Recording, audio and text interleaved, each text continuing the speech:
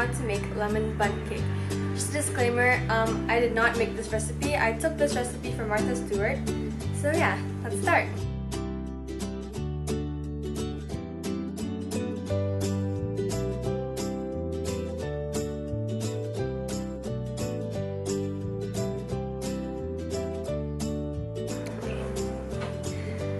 So now I'm going to show you how to prepare your bundt cake for baking. So first, you're going to take some butter, and I find you could use your hands honestly, but I find it more convenient and more, how do you say, like, it really goes through every crack if you use some sort of paintbrush thingy.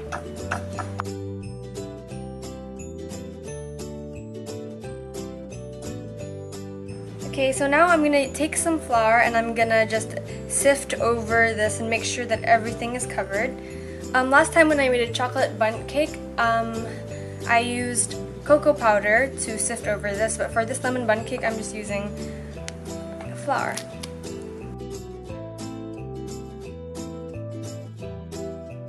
And I'm going to tap all of the excess out. So now my bundt cake tray is all prepared. It is all covered in flour and butter, so we can just leave this aside. So first, don't forget to preheat your oven to 175 degrees Celsius. And now let's start with the batter. We have 3 cups of all-purpose flour here, and here I've prepared 1 teaspoon of baking soda and 1 teaspoon of salt. My salt is pink because I'm using Himalayan salt. And if you are using Himalayan salt, I recommend that you add a little bit more, because Himalayan salt can be less salty than normal salt. Make sure that you whisk that all up properly, because we don't want your baking soda to not spread evenly. Now our next step is to grate these lemons, finely grate them. I'm using this zester, wait, what is it called? Grater.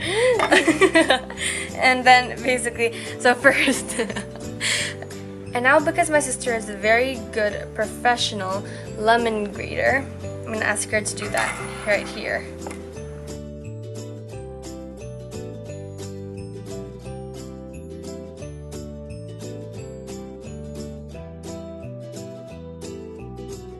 Finished it. Thank you. Oh, she made these 2 lemons completely naked and a whole mountain of grated lemon zest. So she gave so much, but we only need 2 tablespoons of this. 2 tablespoons. So now we're gonna have to squeeze 1/3 cup of fresh lemon juice, and just in case you want to know where I got this lemon squeezer, I got it from Ranch Market. I'm pretty sure you can find it at any Ranch Market, hopefully. And we're gonna squeeze that.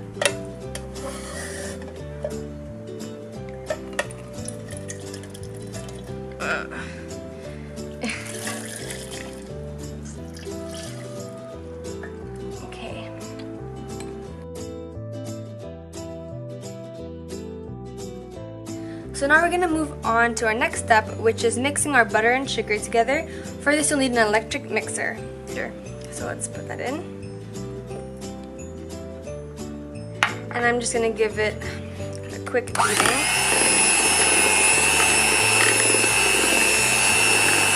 Now I'm going to slowly add in 1.5 cup of sugar, because actually Martha Stewart's original recipe is 2.5 cups of sugar. But since I think, in my opinion, that's too sweet, so we're just using 1.5, and slowly mix that in.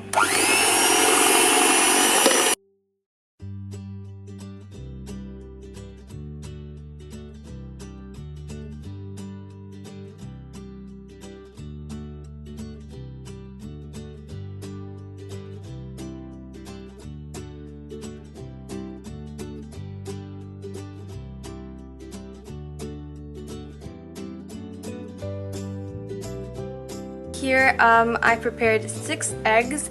I highly recommend that you separately crack the eggs like in a separate bowl because you never know if the shells, might come in. So we're gonna beat this and add the eggs one at a time. Although my one is slightly mixed, we'll just estimate how much one egg is.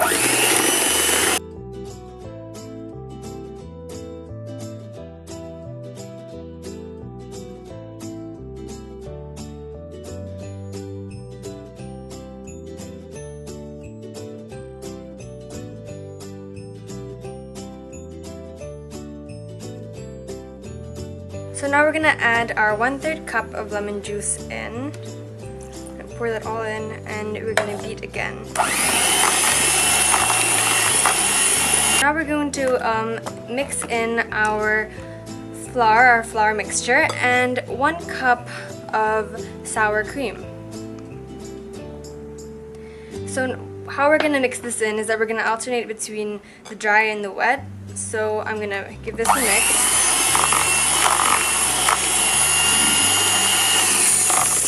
I'm gonna add around this much flour, and I'm gonna mix it again.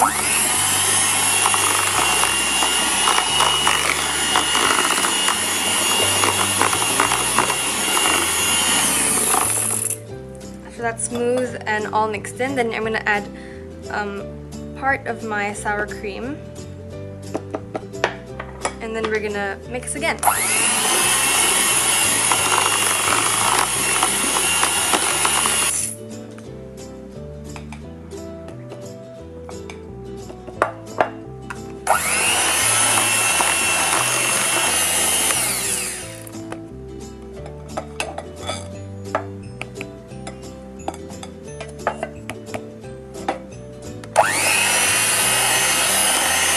So you're gonna have to use your hand for this part. You're gonna use a spatula, and we're gonna scrape just in case any excess of flour or anything is in the bottom, just in case. And now let's get ready for putting it in. Through experience, I've done some of my bundt cakes, like this small one, especially when I put it to the full. If I put the batter full, it's gonna overflow. But the other time I tried and I put too little, so it was really tiny. So we're gonna try and get it around here. I think that's good.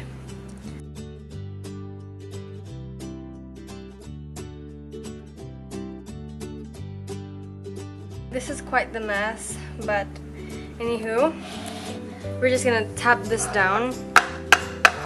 So look, it's looking a lot better, and I'm feeling more confident now that it is all flattened out. So now we're gonna pop these in the oven at 175 degrees Celsius for 55 minutes, or until a skewer comes out clean. And I usually like my my bundt cakes to be kind of tan and crisp, so you could also eat for that.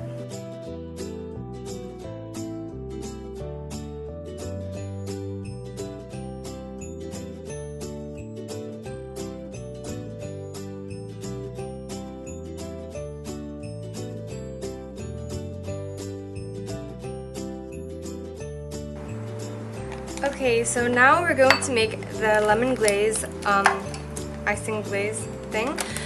And so what you need is a bowl, a whisk, or something to mix with. And you need some fresh lemon juice, or whatever you have lemon juice. And I'm using the extra juice that I used for before. And you need caster sugar, or icing sugar, confectioner sugar, whatever you call it. You need some of that. So there is actually a proper ratio, but what I like to do is I just go with the flow. And basically I'm just gonna add, I don't know, a decent amount of icing sugar in there. And I'm gonna add some lemon juice. Okay, I'm not telling you how much I'm putting in because I personally also don't know how much I'm putting in.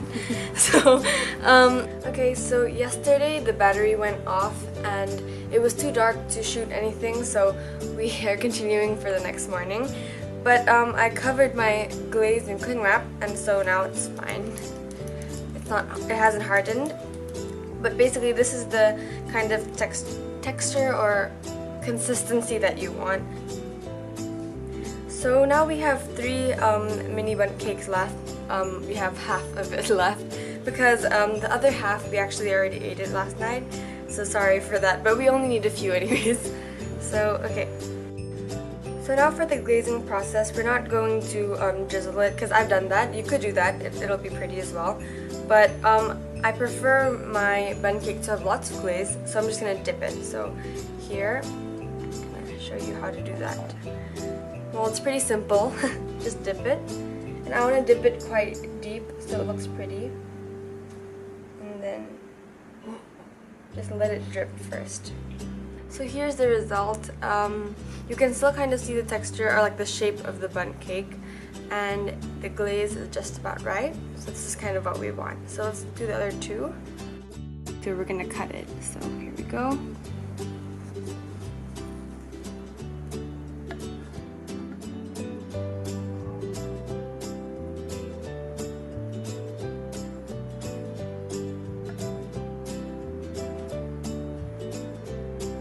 Ta-da! So thank you so much guys for watching this video. I hope that you enjoyed it and that you learned something from the recipe. I hope that you guys can try this at home, and if you do, please send me a picture and tag at the videos. And because last time when I made the mochi, I was really pleased to see all of you try it out and the results were really good. So I hope that you can try this one out as well.